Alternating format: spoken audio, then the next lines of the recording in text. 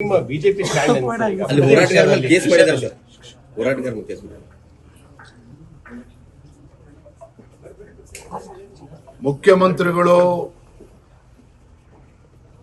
ರೈತರ ಮೇಲೆ ಕೇಸನ್ನ ದಾಖಲು ಮಾಡಿ ಅವ್ರನ್ನ ಬೆದರಿಸಿ ಹೆದರಿಸಿ ರೈತರನ್ನ ಬೀದಿಗೆ ತಂದು ಜಮೀನನ್ನ ಕಸ್ಕೊಳ್ಬಹುದು ಅನ್ನುವ ಭ್ರಮೆನಲ್ಲಿ ಅವ್ರೇನಾರ ಇದ್ರೆ ಆ ಭ್ರಮೆಯಿಂದ ಹೊರಗೆ ಬರಬೇಕು ಅಂತೇಳಿ ತಮ್ಮ ಮುಖೇನ ನಾನು ಆಗ್ರಹ ಪಡಿಸ್ತಾ ಇದ್ದೇನೆ. ಒಬ್ಬ ರಾಜ್ಯದ ಮುಖ್ಯಮಂತ್ರಿಗಳಾಗಿ ರೈತರ ಸಂಕಷ್ಟಕ್ಕೆ ಸ್ಪಂದನೆ ಮಾಡಬೇಕಾಗಿರ್ತಕ್ಕಂಥ ಕರ್ತವ್ಯ ಅವ್ರ ಮೇಲಿದೆ. ಈ ರೀತಿ ದಬ್ಬಾಳಿಕೆ ಮಾಡೋದಕ್ಕಲ್ಲ ನೀವು ರಾಜ್ಯದ ಮುಖ್ಯಮಂತ್ರಿಗಳಾಗಿರುವಂತದ್ದು.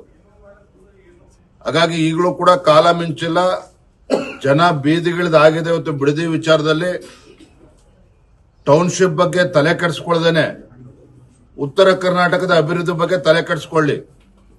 ಇಲ್ಲಿ ಬಂದು ಫೋಟೋ ಹೊಡಿಸ್ಕೊಂಡು ಲಿಂಗು ಕೈಯಲ್ಲಿ ಹಿಡ್ಕೊಂಡು ಶಿವಪೂಜೆ ಮಾಡಿ ಇವೆಲ್ಲ ಕಪಟ ನಾಟಕವನ್ನ ಬದಿಗಿಟ್ಟು ಕಲ್ಯಾಣ ಕರ್ನಾಟಕ ಆಗಲಿ ಕಿತ್ತೂರು ಕರ್ನಾಟಕದ ಬಗ್ಗೆ ತಲೆ ಕೆಡಿಸ್ಕೊಳ್ಳಿ, ರೈತರ ಬಗ್ಗೆ ತಲೆ ಕೆಡಿಸ್ಕೊಳ್ಳಿ.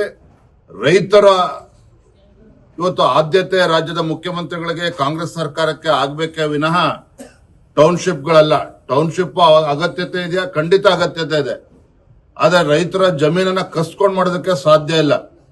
ನಿಜವಾಗ್ಲೂ ಕೂಡ ನೀವು ಅಭಿವೃದ್ಧಿಯ ಬಗ್ಗೆ ಕಾಳಜಿನೇ ಆಗಿದ್ರೆ ಬೆಂಗಳೂರು ಅಭಿವೃದ್ಧಿ ಆದ್ರೆ ಇಡೀ ರಾಜ್ಯದ ಅಭಿವೃದ್ಧಿಯನ್ನ ಭ್ರಮೆನಲ್ಲಿ ಇವತ್ತು ಕಾಂಗ್ರೆಸ್ ಸರ್ಕಾರ ಏನಿದೆ ಅದರಿಂದ ಹೊರಗೆ ಬಂದು ಉತ್ತರ ಕರ್ನಾಟಕದಲ್ಲಿ ಯಾವ ರೀತಿ ಅಭಿವೃದ್ಧಿ ಪಡಿಸಬೇಕು ಅದ್ರ ಕಡೆ ಗಮನ ಹರಿಸಲಿ. ಯಾಕೆ ಸರ್ ಪಟ್ಟು ಹಿಡ್ಕೊಂಡು ಕೂತಿದೆ ಸರ್ಕಾರ ಅಂತ? 80% ರೈತರು ಒಪ್ಪಿಗೆ ಇದೆ ಅಂತ ಹೇಳ್ತಾರೆ ಸಿಎಂ. ಟಾಸ್ಕ್ ಏನಾದ್ರು ಕೊಟ್ಟಿದ್ದಾರೆ ಡಿಕೆಶಿ ಅವರಿಗೆ? ಬಿಡದಿ ಟೌನ್ಶಿಪ್ ಜೊತೆಗೆ ಕನಕಪುರದಲ್ಲಿ ಏರ್ಪೋರ್ಟ್ ಅನ್ನ ಏನ್ ಮಾಡೋದಕ್ಕೆ ಕೊಟ್ಟಿದ್ದಾರಲ್ಲ, ಇವೆರಡೂ ಕೂಡ ಒಟ್ಟೊಟ್ಟಿಗೆ ಸೇರ್ಕೊಂಡಿದೆ.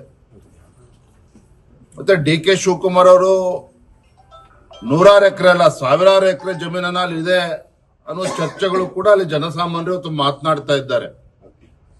ನಾನು ಅದಕ್ಕೆ ಅವತ್ತಿನ ಕೂಡ ಹೇಳ್ತಾ ಇರುವಂತದ್ದು, ರಾಜ್ಯದ ಮುಖ್ಯಮಂತ್ರಿಗಳಿಗೆ ರೈತರ ಬಗ್ಗೆ ಆಸಕ್ತಿ ಇರಬೇಕೇ ವಿನಃ ರಿಯಲ್ ಎಸ್ಟೇಟ್ ಬಗ್ಗೆ ಅಲ್ಲ.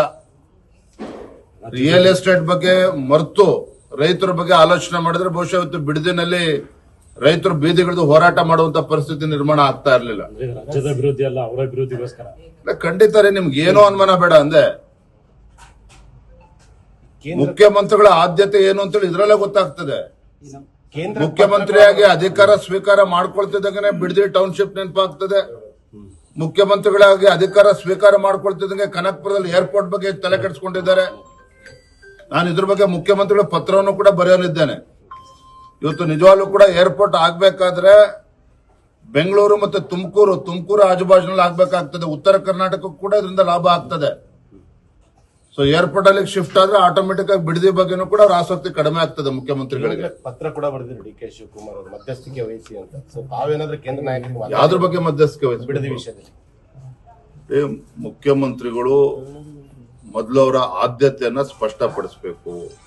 ಅವರ ಆದ್ಯತೆ ರಿಯಲ್ ಎಸ್ಟೇಟ್ ರೈತರು ಅನ್ನೋದ್ರ ಬಗ್ಗೆ ಸ್ಪಷ್ಟತೆ ಪಡಿಸಿದ ಮೇಲೆ ಕೇಂದ್ರದವರು ಇದರಲ್ಲಿ ಬರಬೇಕು ಬೇಡ ಅವ್ರು ತೀರ್ಮಾನ ಮಾಡ್ತಾರೆ. ನೀವೇ ರಾಜ್ಯದ ಮುಖ್ಯಮಂತ್ರಿಗಳು ನೋಡಿ, ಇವತ್ತು ಟೌನ್ಶಿಪ್ ಆಗ್ಬೇಕು, ಅದರಲ್ಲಿ ಬೆಂಗಳೂರು ಅಭಿವೃದ್ಧಿ ಆಗ್ಬೇಕು, ಯುವಕರಿಗೆ ಉದ್ಯೋಗ ಸೃಷ್ಟಿ ಆಗ್ಬೇಕು, ಇದು ಯಾವ್ದನ್ನು ಕೂಡ ಅಲೆಗಳಿತಾ ಇಲ್ಲ. But not at the cost of the farmers. 70% ಅಷ್ಟು ರೈತರು ಇವತ್ತು ಜಮೀನನ್ನ ಕೊಡೋದಕ್ಕೆ ತಯಾರಿದ್ರೆ ಅಲ್ಲಿ ಭೂ ಸ್ವಾಧೀನ ಮಾಡಬೇಕಾಗ್ತದೆ ರಾಜ್ಯ ಸರ್ಕಾರ.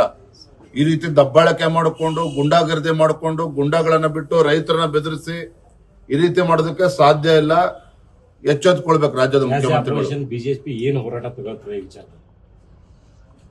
ಭಾರತೀಯ ಜನತಾ ಪಾರ್ಟಿ ಇದನ್ನ ನಾವು ಗಂಭೀರವಾಗಿ ತೆಗೆದುಕೊಂಡಿದ್ದೇವೆ. ರೈತರಿಗೆ ಬೀದಿ ಬರೋದಕ್ಕೆ ಏನ್ ರಾಜ್ಯ ಸರ್ಕಾರ ಹುನ್ನಾರ ಹಾಕಿದಕ್ಕೆ ಅವಕಾಶವನ್ನ ಕೊಡೋದಿಲ್ಲ.